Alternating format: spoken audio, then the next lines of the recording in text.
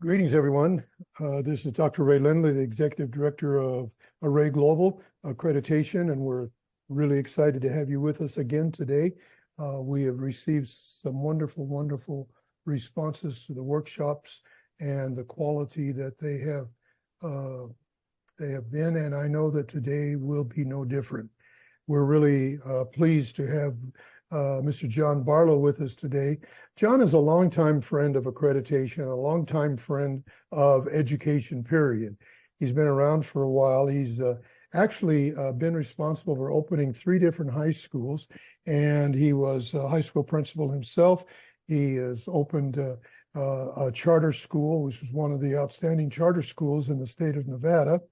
And maybe a little bit of an interesting thing about John is that he knows more about the subject today than just book knowledge, because he actually was a Spanish teacher for 8 years. So he's definitely bilingual and is able to understand the nuances and the words between the English language and the Spanish language.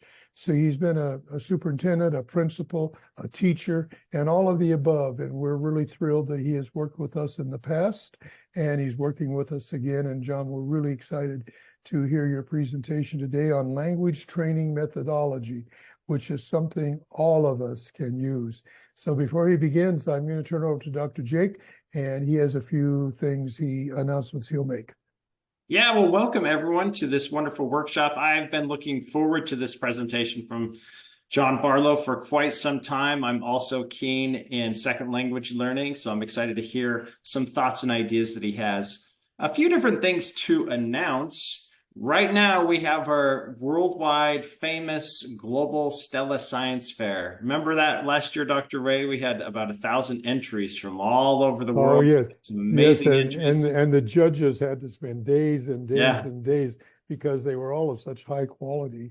Oh, you might mention that we just finished the music contest also. Yes. Yeah, we finished a music contest, had some really outstanding entries, and it was great. You can get onto our Facebook page and look and see who won those contests. But our Stella Science Fair, please get onto our Facebook page, our website, and get your students involved. We just love seeing all the different connections that are being made around the world, the students that are really making some efforts and some improvements on their learning, and it's really neat to see. So another quick thing to announce is just a reminder about the program that we have called Me and My Community.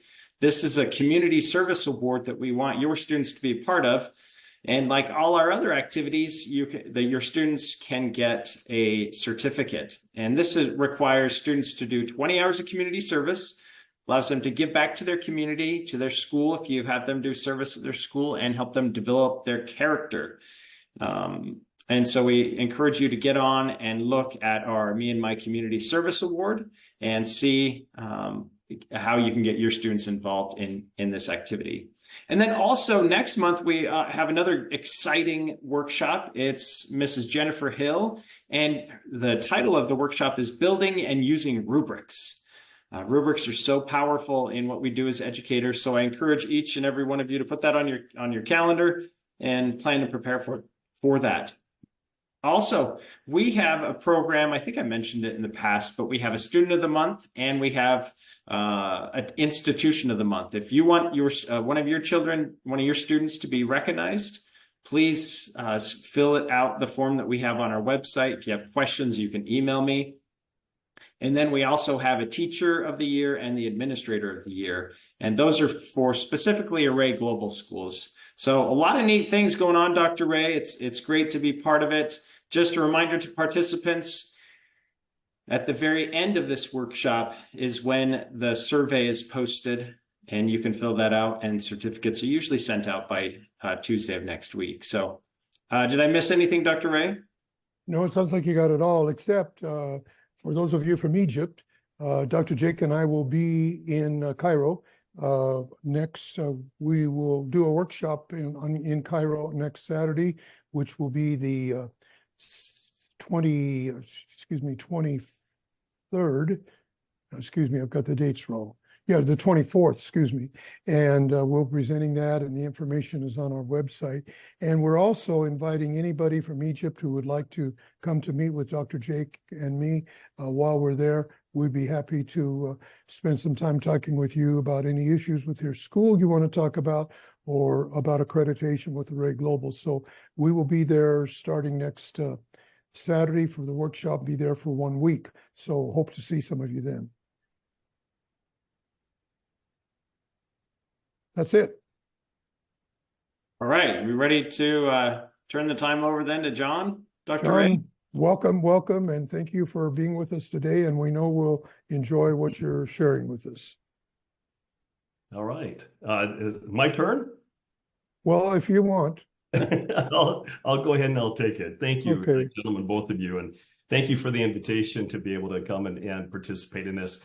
For those of you who are in Egypt and you have that opportunity to go and sit with Ray and Jake, what a fortunate opportunity that is. And I would definitely take advantage of that. I've worked with these gentlemen now for several years. And I know as a building leader, as an educator, it's always nice to be able to have other experienced educators to go to and to share sometimes frustrations or challenges, and to have somebody walk through those experiences with you and come up with some pretty powerful strategies. And speaking of strategies, I have one I'd like to actually present today to you.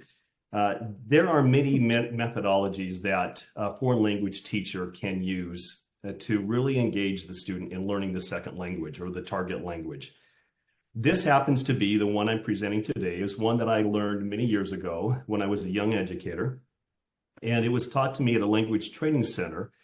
And it's interesting because even as I was going through my methodology courses through my university, nothing was quite as succinct as and direct as this methodology that I'm going to be presenting today. And it's interesting because through my years of teaching Spanish, and then even thereafter, when I was coaching other teachers, I would bring up certain elements of this methodology as a strategy that they can use in other content areas. And so throughout the lesson today, I hope that perhaps, even though it's targeted towards those who teach a second language, there are applications to other content areas. And perhaps we can later on, after the presentation and questions and answers, perhaps we can delve into that a little bit more robustly. So let's go ahead and begin. I'm going to go ahead and share my screen, and I've got my slide up, and we're going to go from there. Let's see, share. All right. So the title of today's lesson or activity is the language training methodology. And again, it's one that I used many years ago, and this is what I was trained with. And the reason, again, I liked it is because it had such a high level of engagement with the kids. That's what was meaningful for me. You know, I was doing my student teaching with an English teacher, actually, who was teaching the second language of Spanish. And I noticed that it was very much stand and deliver, very much where the teacher was up front and directing and guiding, but there was not a lot of engagement where the kids were actually utilizing the newly taught skill or content. And that kind of bothered me. And so when I was up then doing my training with the language, I saw a lot of kids that were somewhat resistant to want to get engaged with the language. In fact, there was even one young lady, I remember her rolling her eyes back. She was just so distraught the fact that she had to literally talk to another student in the class because it wasn't part of the culture. So I came in, and as this newly hyped up new teacher wanting to really do well, and I had to remember these kids needed to transition into that kind of a role. So if you take the content from this lesson today and immediately try to go and apply it, you might be met with somewhat resistant behavior. I hope not, but sometimes you have to kind of ease yourself into it with the students, especially if it's something that they're not used to. And that is really talking to each other in the target language. So here's how I'd like to go ahead and develop this today. We're going to talk about what the language scale looks like. I'm going to present that to you here shortly, and then we're going to pull it apart. I'm going to clearly go into each of the steps. There's 14 of them as we go through this scale, and we're going to talk about each area. And so that way, hopefully by the end of today's activity, you'll have a better idea of how to apply this language scale to your teaching. whether it's in a foreign language or whether it's in another content area that you perhaps can apply this to as well. We're going to discuss the comparative emphasis that's placed on the component of explaining the concepts versus practicing the concept. So we're going to talk a little bit about that. Then we're going to describe the principles of conceptual learning, followed by imitative, manipulative, and generative principles. And these are all very important to this language scale, and they all have some very specific meanings. So we're going to dissect those as well. And then finally, we're going to introduce the scale concepts and describe how each is applied to the learning engagement process. So that's the goal for today, okay? So first of all, let me introduce to you the language scale. And notice the numbers in yellow and blue. Those are each of the steps of this. And even though it has on the far right, you see that's probably closest to the top.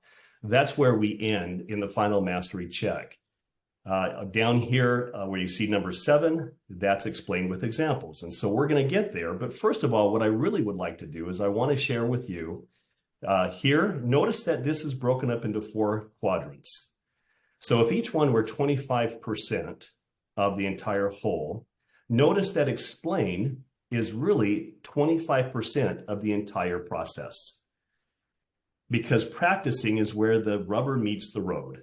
And so we're going to spend the majority of our time talking about the concepts of practicing versus the explanation, okay? So we have the explain and the practice. We have the conceptual, or the concepts that are being taught. And notice there's only 2 of those. One is explained with examples. The other one is the conceptual mastery check. We're going to talk about what that can look like. Followed by imitative. And we're going to talk about what the imitation process looks like. The manipulative, and there's 3 areas of this one where the teacher has a lot of control over how the conversations go inside the classroom.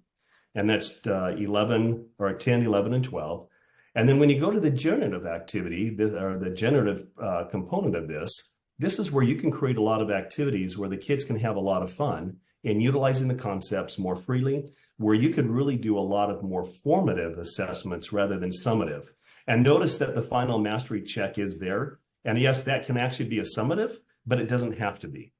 And the great thing about this grammar or this language scale is that it's very formative all the way along. A teacher can really sit back and as he or she is driving this lesson forward, take a look and take an account of how well the students are actually mastering the concepts all the way through. So it's designed where you don't have to do a final mastery check in a summative fashion, because really you could be taking notes or points along the way as students are engaged in the process. Okay? All right. So let me bounce out of this one. Got to put my glasses on so I can see where I'm going on it. Okay. I can't get to my top part here. I'm going to bounce out of here just so I can get back to my concept here. All right. Did I lose you? Nope, you're still there. Okay. All right. Very good. All right. So let me go back and share.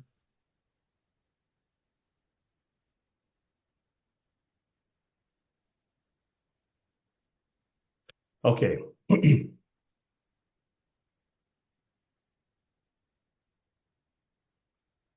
So as I explained earlier, the entire scale is designed in 4 quadrants.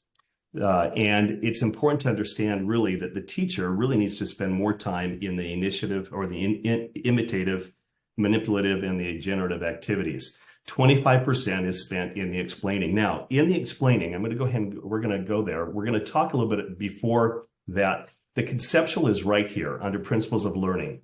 This is where the participants will learn each principle conceptually as taught by the teacher very, very traditionally. This could be where the teacher is standing at the board, detailing out exactly how to form the concept, how it's used.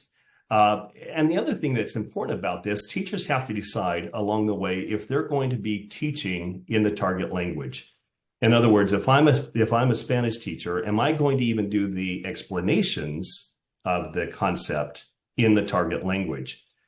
Some teachers feel that the students may not understand the concept if they do it in the target language.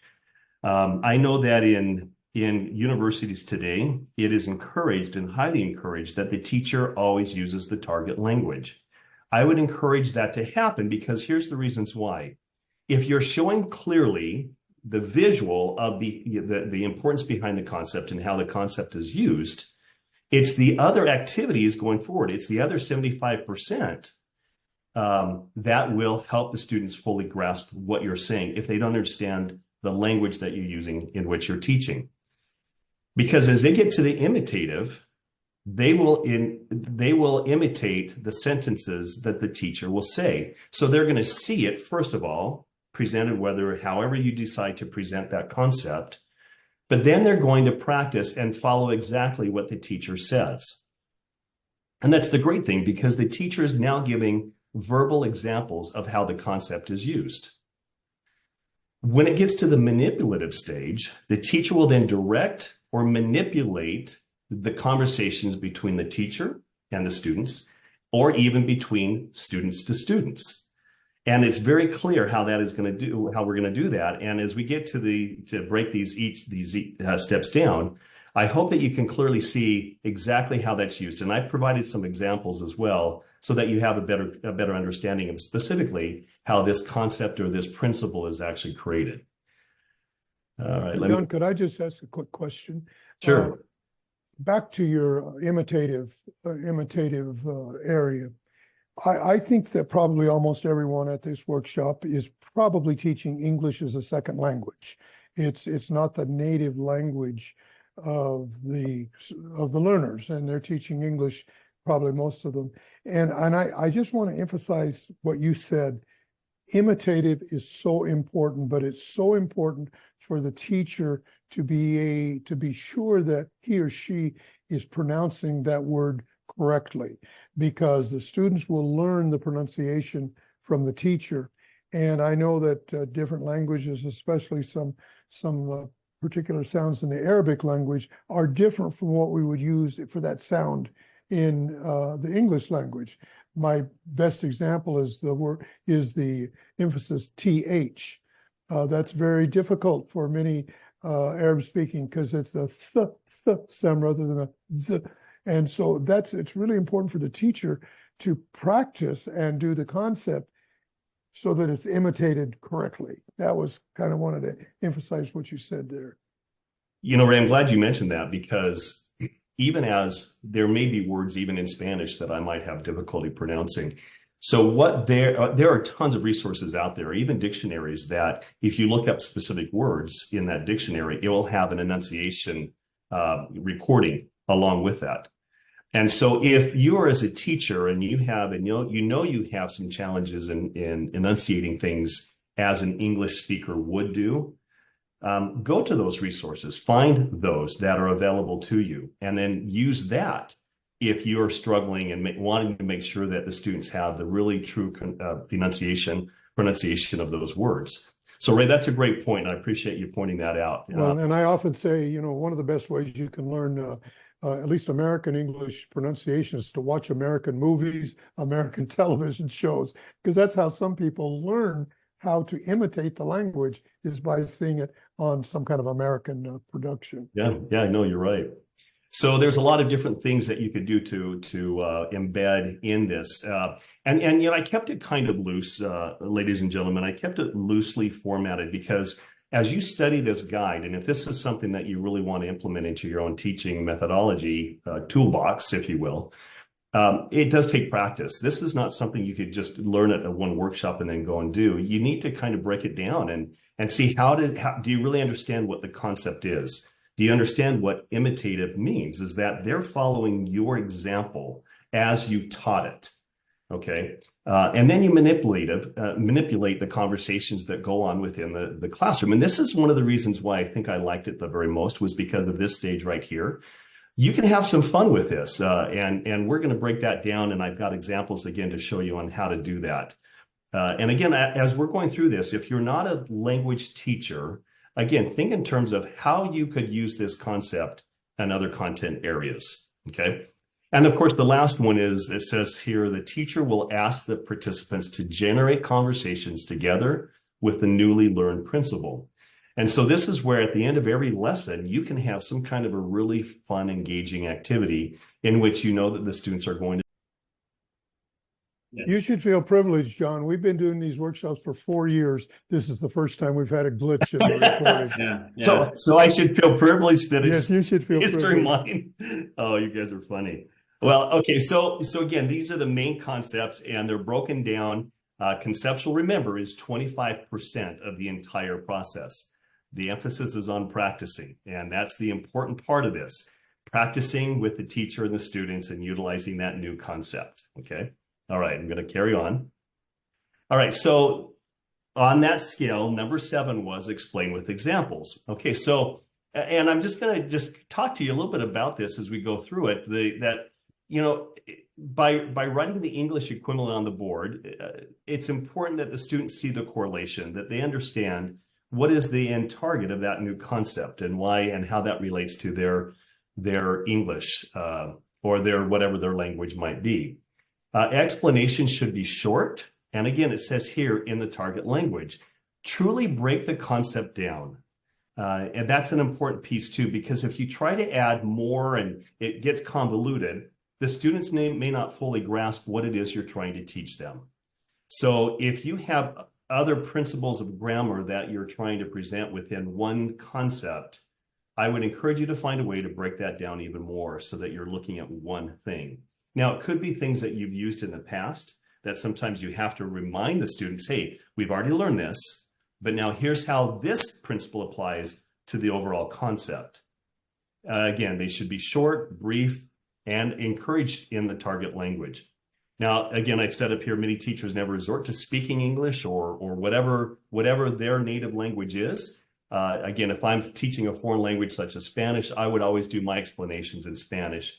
And then hopefully that through all the different activities and the engagement that I've created in that lesson, then I should be able to have them fully grasp the concepts by the end of that activity.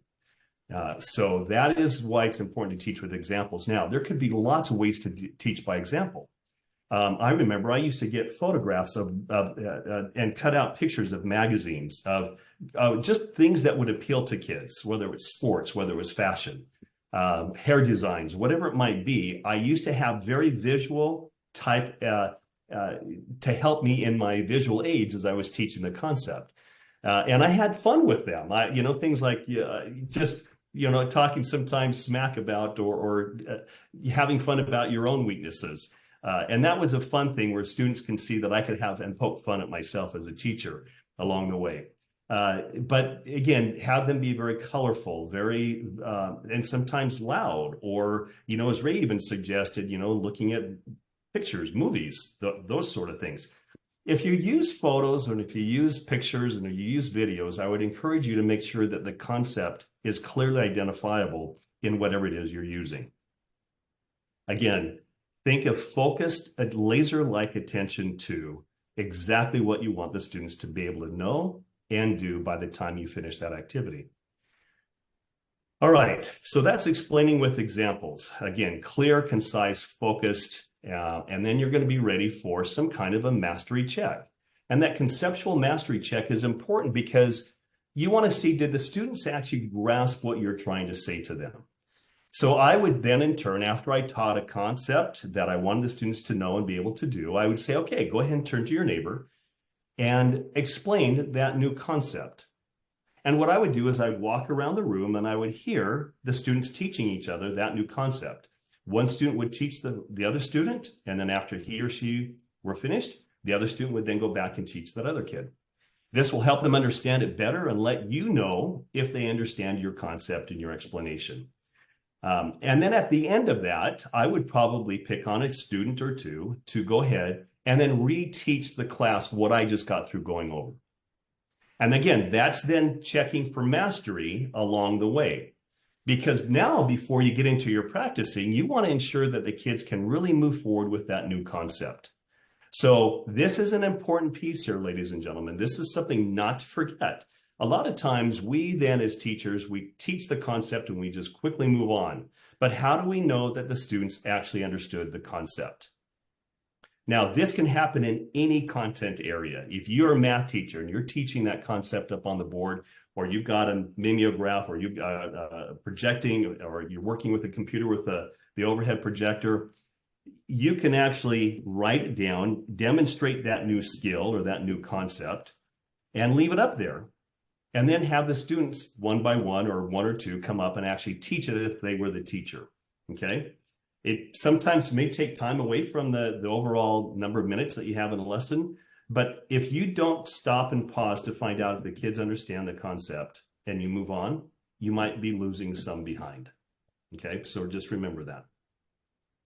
All right, so that is 25% of the overall lesson. 25% of the overall lesson. Now let's move on to the other 75%, okay? Here's now the substitution drill. So I've just got through teaching a concept, and this is now where the teacher will say an entire sentence and have the class repeat it, and then only substitute one different word or the concept in that new sentence. So the class will now repeat the sentence, substituting the new word provided by the teacher. So here's the example. The teacher would say, let's go to the park. And of course, I'd be speaking in Spanish. So I'd say, vamos al parque. And the class would then repeat, and I'd go clase, and they'd say, vamos al parque. And they would say that all together. Let's go to the park. What I would then do is I would take out one word and replace it with another, or again, a concept. So I would say library. The class would then say, let's go to the library, or vamos a la biblioteca. Then I would say store, or la tienda. Then they would say, let's go to the store, or vamos a la tienda. So you're substituting. You're only substituting the one concept. But what's happening is the kids are hearing it being applied to differences along the way, again, of what you're trying to have them learn. So this is called the substitution drill, which again is very, very powerful because they're hearing it in different scenarios, and they could see the implementation of that new skill or that new concept that you're teaching them. Okay. So this is now the first part, and you could do it where even the kids will come up and say, hey, Johnny, why don't you create a word, and then you come up and you go through this activity with the kids. Have them go and play the role of the teacher and let the class repeat. And again, that's another level of engagement where you're actually seeing that the kids understand the concepts that are being taught. And again, this is about practice. So now you're seeing the kids and hearing the kids utilize the phrase as an entire sentence, utilizing the new word or the new concept being implemented. Okay. All right. So I'm going to go on to the next one. Translation. This is a fun one too, because now you want to see if the kids really understand the translation. Again, I kind of put this in the form of Spanish, but it could be applied to any language that you're teaching. And this is to help the students associate the language with English or with whatever language you're using. The teacher will say a statement or question in English, pause for about 10 seconds to let the students think. Pausing is important, ladies and gentlemen. We have to remember that it's okay to pause, and it allows students to be able to process what you're trying to say to them. Call on one to respond, and then have the class respond to his or her translation orally. So here's an example. The teacher would say in the target language, I like apples, and then pause. And the teacher would say, or call upon, say, Mike. Mike would then say, me gustan las manzanas. Because again, this is a translation exercise. So by this time, the teacher will have taught some concepts to be able to allow that kid to understand. This is about the verb gustar, and it's in the plural form. And so the kid is probably utilizing something with the verb gustar, or something pleases me, okay? The teacher then would say, I like apples, to the entire class. And the entire class would then say, me gustan las manzanas. Okay. So this can be done if you're Arabic and you're teaching concepts of English. This is when you do some translation activities. So this is an important part. You cannot, after the substitution, then it goes into the translation, because you want the kids then to process, okay, now I'm switching over to the target language. And the teacher then can clearly see by going through this activity if or what students might be struggling with the translation activities, where maybe some emphasis on vocabulary might need to be presented and practiced. It's important that the kids have the vocabulary to begin with. And so this lesson would probably be preceded by a vocabulary lesson and there's some ideas on that one as well. I used to always ask my kids to carry around 3x5 note cards, or maybe even smaller, and I'd put a ring on it. So this is an activity that we do in the very beginning of the year. And I would have the English on one side and the foreign language word on the other side. And we would always, and I would always, if I saw kids out in the lunchroom or in the hallways passing or whatever, I would always ask them, and I'd give them extra points if I saw them actually utilizing their cards, writing down new words or having their cards out and just kind of memorizing them. The other thing too is before students would come into my classroom, I would actually have an entrance quiz of vocabulary, because I wanted to make sure that during my lesson that day that they could utilize the words that were part of the lesson that they had previously learned. So there's a lot of tricks and trades you could do with that. So don't be skittish about not having the kids study and practice vocabulary, because it's really important to learn a second language is have vocabulary. Okay. All right. The next part of the manipulative is the questions and answers. And this part is really to get the kids to now think in terms of how do they talk to each other? How would they talk to me in the second language?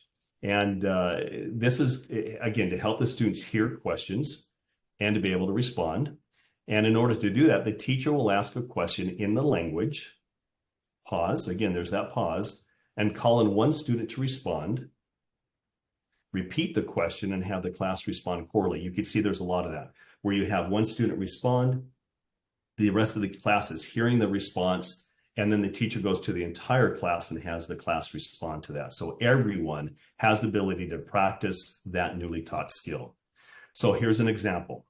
In the target language, the teacher might ask, hey, hace frío en el invierno. And there's a pause. Teacher calls on Felipe. Felipe says, sí, hace frío en el invierno. The teacher then says clase and asks the same question to the entire class, hace frío en el invierno. And then the class responds corally by saying, sí, hace frío en el invierno. So again, this question and answer can be, whatever it is you're trying to get the students to practice, this is an important piece because you're having them hear, thinking their mind, their translation, and then being able to reproduce a response. And the important part about this, again, when you're not having to create a summative assessment at the end, this is a great way for you to have your checkboard, that you're taking down notes about students' performance. This gives you a quick thing that you could just check that, hey, Johnny understands the translation and is able to reproduce questions and answers based on what was presented. So you don't always have to do a summative. It could be a formative assessment, and that could be having that kid respond, Felipe respond correctly, could give you an indication that Felipe does understand the concept. Okay. All right, controlled conversations. So to help the students begin asking and answering questions pretty much on their own, the teacher will pick one student to ask another student a question. I like this one a lot. This one was kind of fun because nobody knows who's going to be picked to actually generate the question to begin with. The second student will answer the question, and then the entire class will ask the second student the same question. So here's an example of how this has worked. I would say in the target language, hey, someone is going to ask Maria, I'm not telling yet who it is, but someone is going to ask Maria, do you like sports? Okay. I pause. And then a teacher would call on, say, Muhammad. And Muhammad in the language would say, Maria, do you like sports? So Maria now is having to respond. Now she's had a little bit of time to formulate her response already in her mind. Maria would then say, yes, I like soccer. So the teacher would then say, classe, ask Maria, do you like sports? So then the entire class corally, oh, let me go back, darn it. Sorry, guys. I don't know how to go back now on this one. Sorry. Now you should be able to scroll up or push the up arrow. Okay, here we go. Yeah. Yep, thank you. Yep. Then of course, then Maria then responds to the entire class by saying, yes, I like soccer. So the controlled conversation allows you to be, again, to generate the flow of what's happening with the language. And the great thing about this one, again, no one knows who's going to be called upon to ask Maria that question. And so they're all going, okay, I better, gosh, what is it? Because he might call on me or she might call on me. And so it's important that you utilize this because, again, it makes every learner, even though you may be calling on one student only to respond, but every learner is thinking in his or her mind, I better know this answer because he might or she might call on me. So controlled conversations are very important to be able to know how to do this and to get the kids engaged in the conversation where everyone is thinking. And hopefully this goes back to an old Madeline Hunter issue.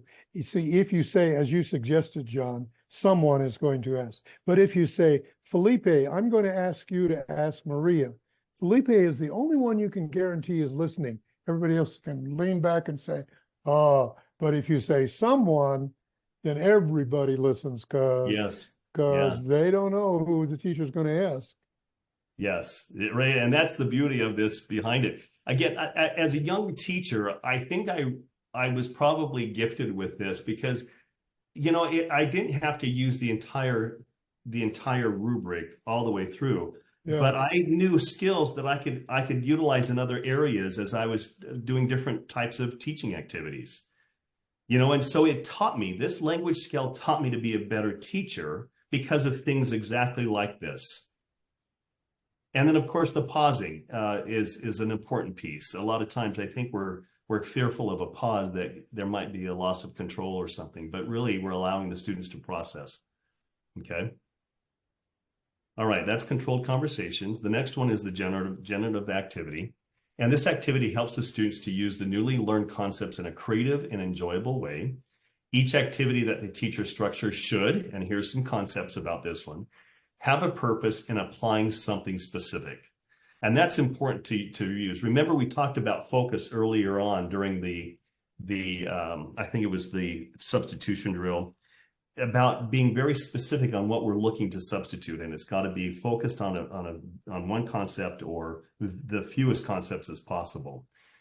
Then you involve each student vocally. If you want the students to progress, yes, it's great to be able to give them a summative where you can actually see how they're doing. But more and more, teaching language is to really reproduce the vocality of it. And we can't forget about the importance of having the students practice. Again, be intense through points given. So in other words, if you are monitoring the progress of students as you're going through all these different activities, give them points for what they do. Let that be how they earn a grade, if you will, in the class.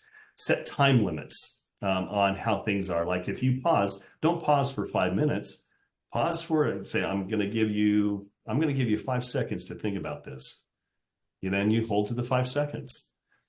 And then sometimes it's fun to have healthy competition between students as they're going through some of these activities and be fun. There was a point I remember one time where I really wanted the kids to understand the concept of what they called the personal letter A. And there's some very grammatical concepts and rules about the personal letter A in Spanish.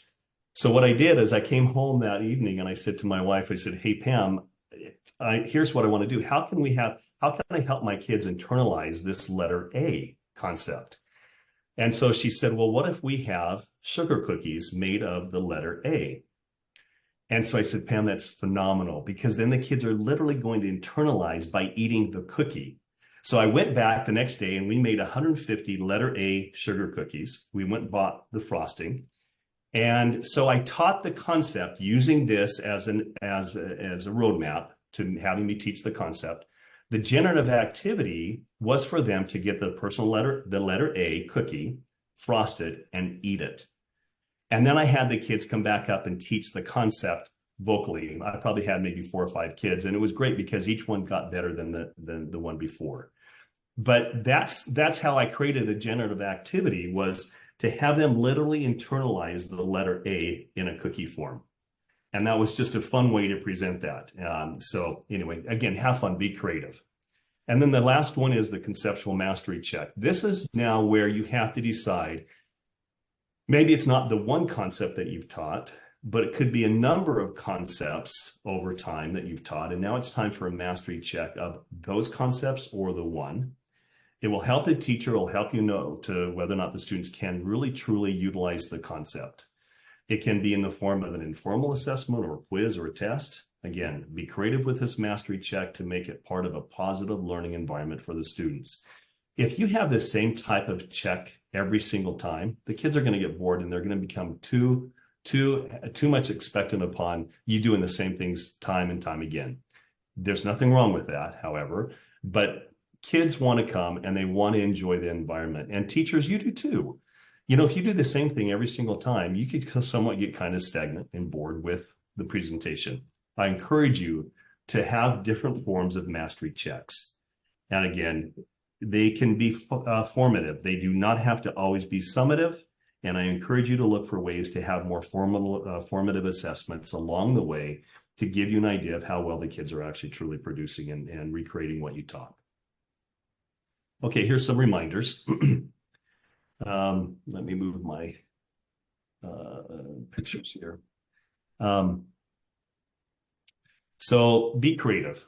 Think how you would like to learn new concepts. So as you're creating your lesson plans for each week, however however you're required or however you enjoy doing that, think about what it is that you'd like to learn and how you like to learn. Are you a visual learner? Are you auditory? Remember, we all don't learn the same way. So if you think about in terms of how you learn, maybe you are an auditory learner and that you could hear more vocally, or, you know, and so think in terms of adding some kind of recordings to your presentation. If you're a visual, make sure that you have strong visual aids to be able to actually let the kids see the process all the way through. You know, there is one thing that I did see. I remember I used to have my language scale printed up in on boards on a paper stock or whatever it might be. And I taught my kids the concept of this. So they knew where I was going all the way through from beginning to end. And that way they understood the content and the pace of the lesson. And so this became a powerful tool so that I could remind myself where I was at any given time. And then the students could also, I would say, hey, I want you guys to create substitution drills for us today. And so sometimes I would even assign the kids, part of the homework is to create different types of substitution activities that we could use. And then I'd pull those from a cap or a hat, and I'd use those type of activities. Use color, use visuals, music, noises of various sorts, movies, whatever it might be, use those. I really used a lot of pictures from magazines. That was probably the strongest visual aids I had. They were fun, they were varied. I could have them in a file according to what the concept was, and they were beautiful, and I had a lot of fun with those. Another thing too, you notice there's a lot of controlled conversations and substitution activities. Well, that can lead right into doing some role play, where you have Johnny be the teacher and teach a specific concept. But whatever it is, we want the students to be motivated to want to learn the new concepts. And if they're motivated and they're engaged and they're thinking this is a very positive experience for them, you're going to get more back from your students all the way through the process. I can guarantee that. I've seen it. I loved using this scale, and it was some way for me to be very positive. I'm going to lead right into that. Find the growth and celebrate the accomplishments along the way. When you have a kid that does a perfect substitution during that substitution drill, stand and go, oh my gosh, that was amazing. You did so well. Plus, a round of applause. You know, I mean, do different types of celebrations along the way to make that kid feel valued, that he or she did very, very well in that concept.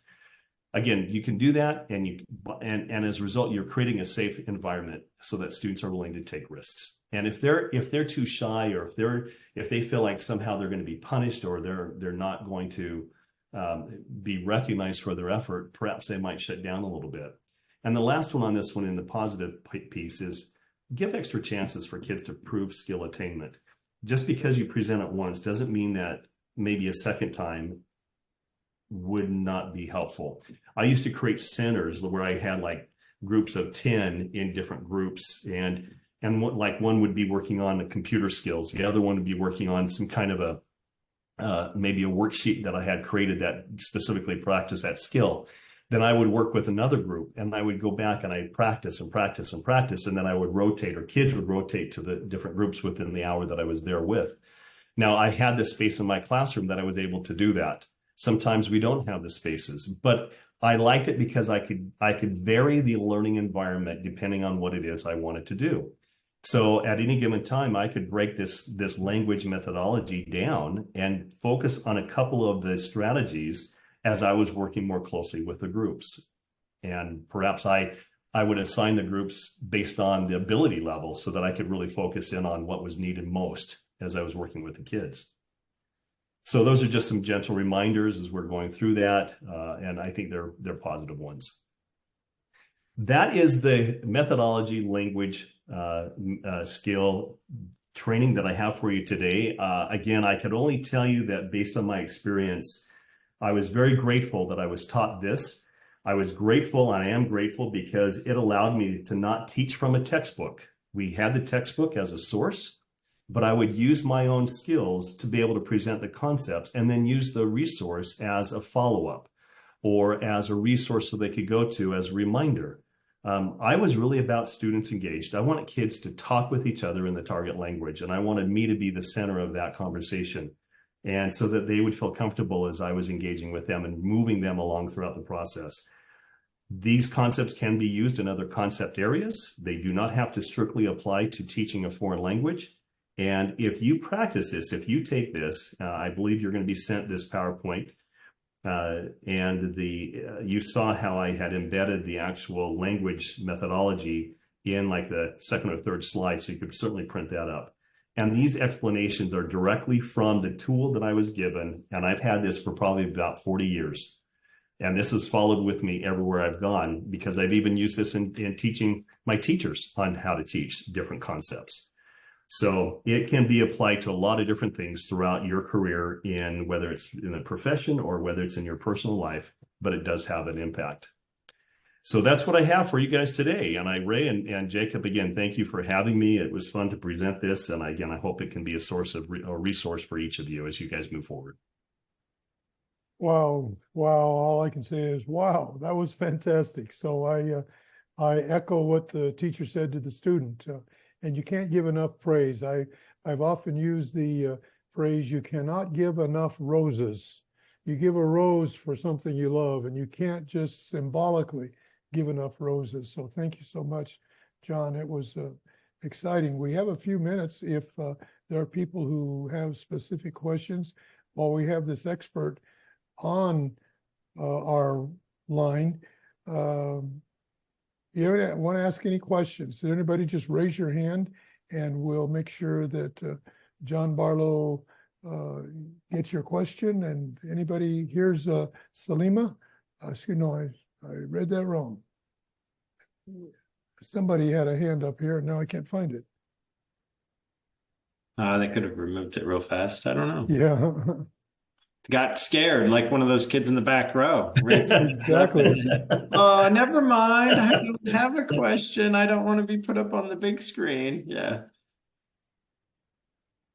No, I think the good point that you mentioned, John, is that this is not just good practice for English teaching or language teaching, but for any subject area. I think it's important to recognize that. Yeah. And I think, maybe even having a follow-up later on and having further discussions about it could be very helpful. You know, that would be interesting to see if I were a math teacher. How have I utilized this tool in my own teaching? I think that would be kind of exciting to learn, because I've never had to do it, because I've always been very focused on teaching Spanish. Right. But it can be applied to other content.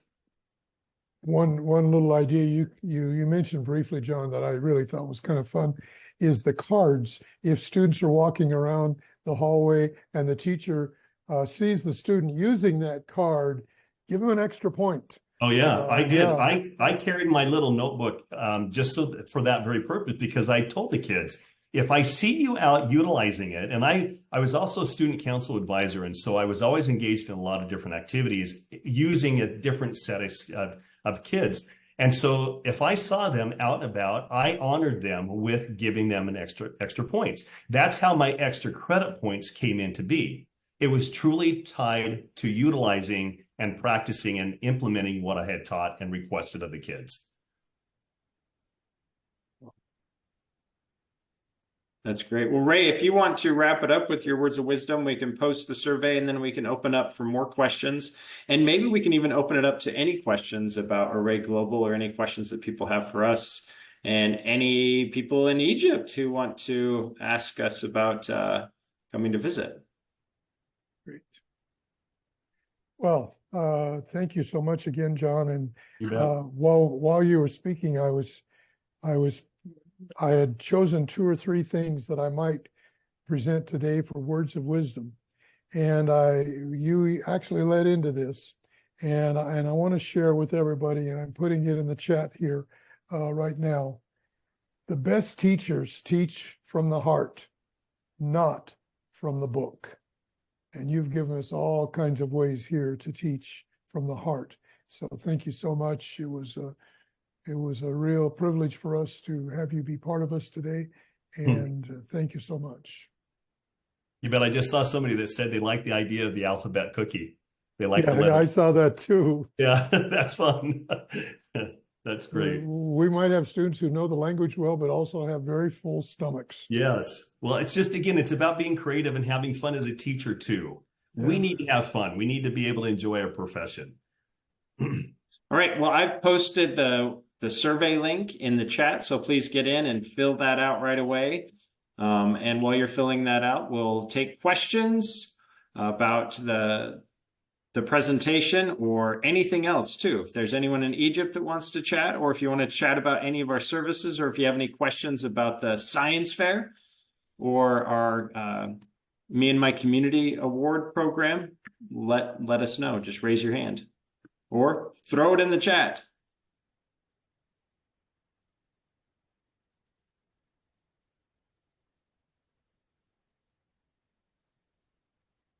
Well, John, being in Las Vegas, you probably have some warm temperatures. Up here, it's like 20 degrees, which in Celsius for everyone who's here, what is that? -5.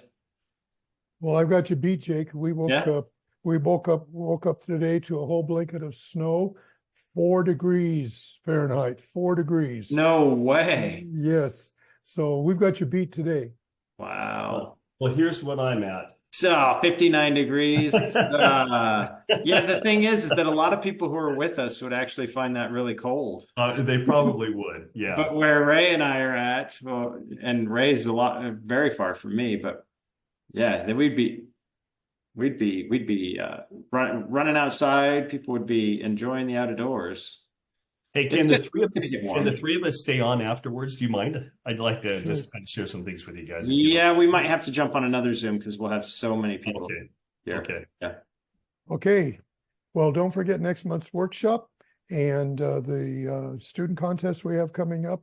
Look on our Facebook page for the winners of the music contest, which is the first time we've done that. And I'll tell you, we saw some outstanding musicians. It was really exciting to see the musical ability. We don't feature music a lot in some of our schools. And so it was great to see that we have some really talented musicians. Yeah, and it looks like everyone's getting their surveys in, so we should be good to go. Ray, Dr. Ray, if we could hang on for maybe 3 more minutes to make sure everyone got the link, that would be good. We're getting some of them coming in right now, but we had quite a few people today. I was going to ask, how many did we have join? About 130. Oh, that's a good number. Mm-hmm. Well, that's on Zoom. That's not counting Facebook. Oh, true. Yeah. That's right. Because we usually have about that many on Facebook also, but we don't have a way of counting them. Because sometimes schools like to get together in groups too. So you might see that there's 130 people on Zoom or people accessing Zoom, but there could be a lot more people in the room actually watching it. Yeah, you're right. Yeah. Well, I will send Ray and John, I'll send you a Zoom link and we can jump on in just a minute, okay? You bet. Thank you. All right, well, thank you, everyone. Thank you, everybody. All right, bye.